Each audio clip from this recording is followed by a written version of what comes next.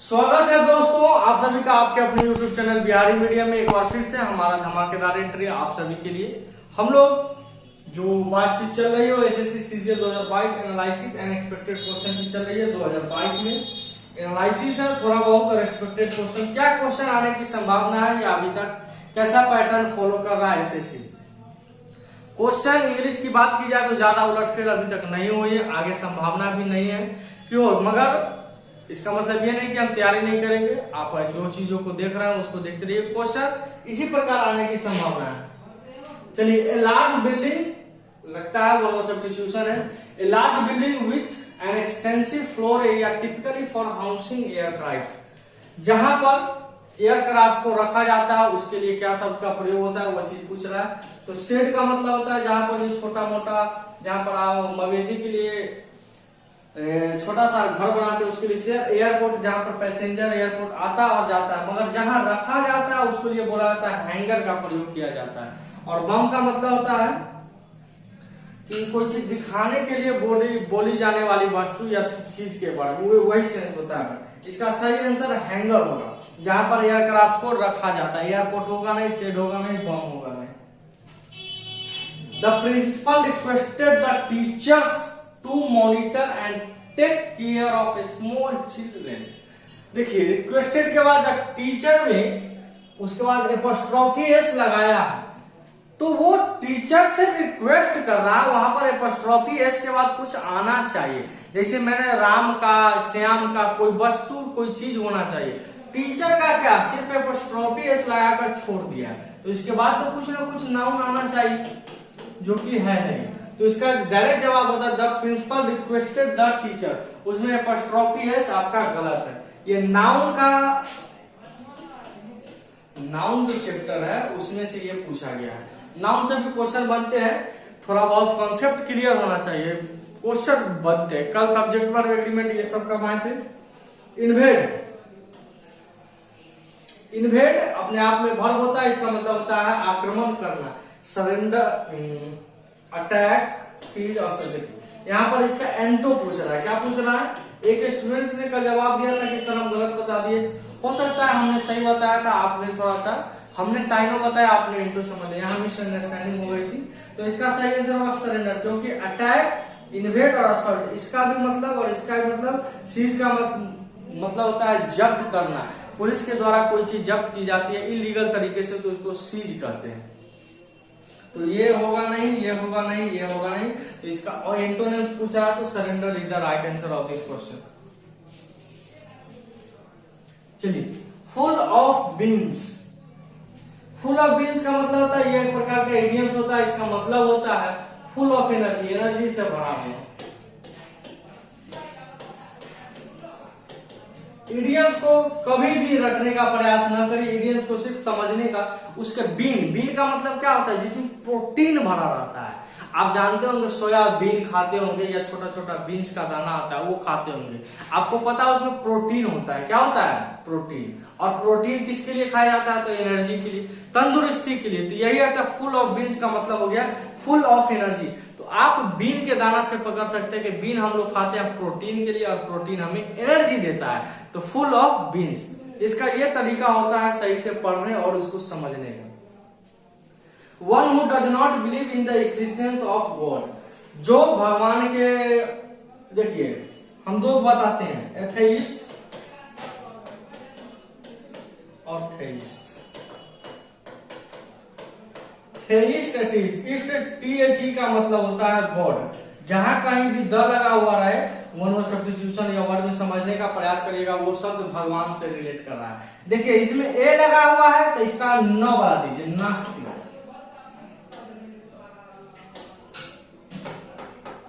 तो इसका क्या कर दीजिए, नास्तिक। और इसमें ए नहीं लगा हुआ है तो आस्तिक। इस प्रकार से आपको याद रखना है, आस्तिक और नास्तिक। आस्तिक का मतलब होता है जो भगवान में बिलीव रखता है, जो भगवान में विश्वास रखता है, और नास्तिक का मतलब होता है जो भगवान में विश्वास नहीं रखता होगा। तो यहाँ ए नहीं लगा हुआ है तो यहाँ अ नहीं लगा हुआ है, तो यहाँ अ लगाना, उल्टा कर देना है, सेम नहीं, यहाँ पर अपोजिट कर देना है।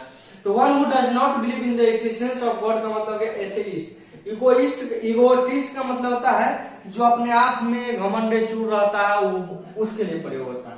एनार्चिस्ट का मतलब होता है अराजकता, जो अभी हाल फिलहाल में जो आपने देखा होगा रामनवमी के अवसर पर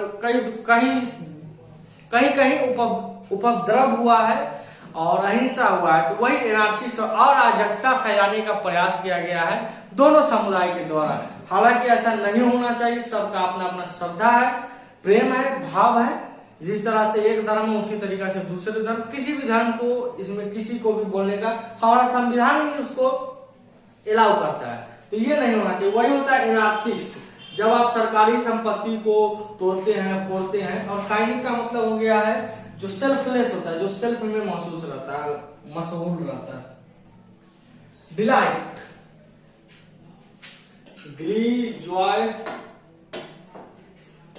ग्ली, प्लीजर, ये तीनों से एनोनिम्स हो गया। इसका एंटोनिम्स होगा सॉरो। डिलाइट का मतलब होता है खुश, उत्साह, एनर्जेटिक या खुशी, इस प्रकार के सेंस में होता है डिलाइट।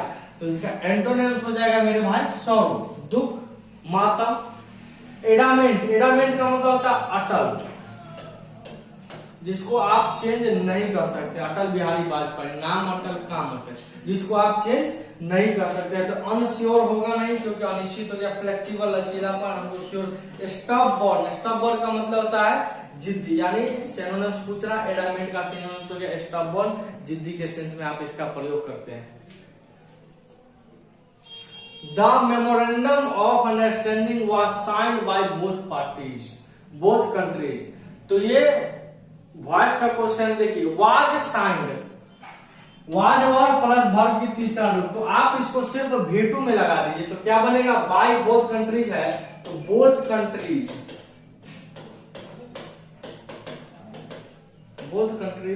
signed,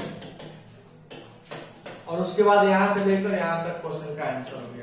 तो both countries signed the memorandum of understanding, direct हो जाएगा वाज साइंड, क्योंकि एक्टिव से पैसिव जाने के लिए एक बी की फॉर्म, उसके बाद वर्ब के तीसरा रूप होने की आवश्यकता होती है।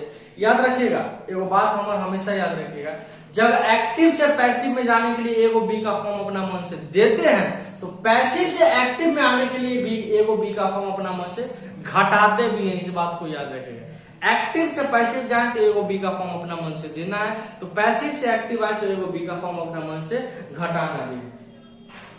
कमल सेड आई हैव डन, देखिए यहाँ पास्ट है, कॉमा इन्वर्टेड कॉमा को आप डैट लगा दीजिए और इधर हैव का ऐड कर दीजिए, तो बनेगा Kamal said that I, first person according to subject, तो he have done my work, और माई का भी बनेगा, माई का यहाँ ही के अकॉर्डिंग ही। याद रखिएगा, नरेशन बनाने के लिए चार चीजों को हमेशा ध्यान में रखिएगा। नरेशन, पहला इसको देखिए टेंस, टेंस अगर है तो आगे चेंज होगा। दूसरा कॉमा इन्वर्टेड कॉमा देखिए, तीसरा सब्जेक्ट देखिए, और चौथा इधर का टेंस देखिए। सब्जेक्ट करने का मतलब SON, सन का मतलब बेटा, मगर नरेशन में सन का मतलब बेटा नहीं, 1 2 3। फर्स्ट पर्सन सब्जेक्ट के अकॉर्डिंग चेंज होता है, सेकंड पर्सन ऑब्जेक्ट के अकॉर्डिंग चेंज होता है, और थर्ड पर्सन में नो चेंज होता है। इस बात को हमेशा याद है, ये नरेशन के लिए सिर्फ अप्लाइड है। सन का मतलब बेटा, यहाँ पर 1 2 3 फर्स्ट पर्सन, सेकंड पर्सन और third person. As you know, person कितना प्रकार का होता है, 3 प्रकार का होता है, फर्स्ट पर्सन, सेकंड पर्सन और third person. Neither Ankita nor रसी, ओहो, नाइदर के साथ नॉर यहाँ पर और लगाए हुए, तो क्वेश्चन का आंसर हमारा यही हो गया। कभी हम बताए नाइदर के साथ, और ये बहुत बार रिपीट करता है, नाइदर के साथ नॉर, आइदर के साथ और, बिटवीन के साथ एंड, ये सब फिक्स होता है मेरा, बिटवीन के साथ एंड, फ्रॉम के साथ टू, ऑल दाउ के साथ है, ऑल दाउ के साथ आप प्रयोग करते हैं, या तो कॉमा करिए या एट का प्रयोग करिए, ये सब फिक्स होता है, इसको आप चेंज नहीं कर सकते हैं। ये कंजंक्शन और सब्जेक्ट वर्ब दोनों से क्वेश्चन बनता है, और अमूमन आइदर और हमेशा। तो रसी सिंगुलर है तो रसी इज ठीक दिया गया है, तो नाइदर अंकिता नॉर रसी, यहाँ पर और नहीं नॉर होना चाहिए। PQRS अभी तक क्वेश्चन नहीं उस प्रकार से आ पाया है। देखिए, जैसा क्वेश्चन आप लोग भेजिएगा वैसा ही हम डिस्कशन कराएंगे। हम एक छोटा छोटा करा देते हैं ताकि आपको एग्जाम से पहले रूल वगैरह ध्यान में आ जाए, कॉन्सेप्ट समझ में आ जाए। ये नहीं हो कि एग्जाम से पहले बेचैनी हो जाए, अलबला जाए, आउट ऑफ क्षेत्र चल जाए, ये सब नहीं होना चाहिए। तो चलिए जाइए एग्जाम में जाकर फोड़िए, जो करना है सो करिए। आपका एग्जाम है, आपका भविष्य, हम ज्यादा ज्ञान की बात नहीं करेंगे, सिर्फ हम ज्ञान देंगे, ज्ञान की बात नहीं होगी। चलिए मिलते हैं हम लोग नेक्स्ट क्लास में, तब तक इस चैनल को शेयर करिए, लाइक करिए और दोस्तों के साथ बताइए। धन्यवाद।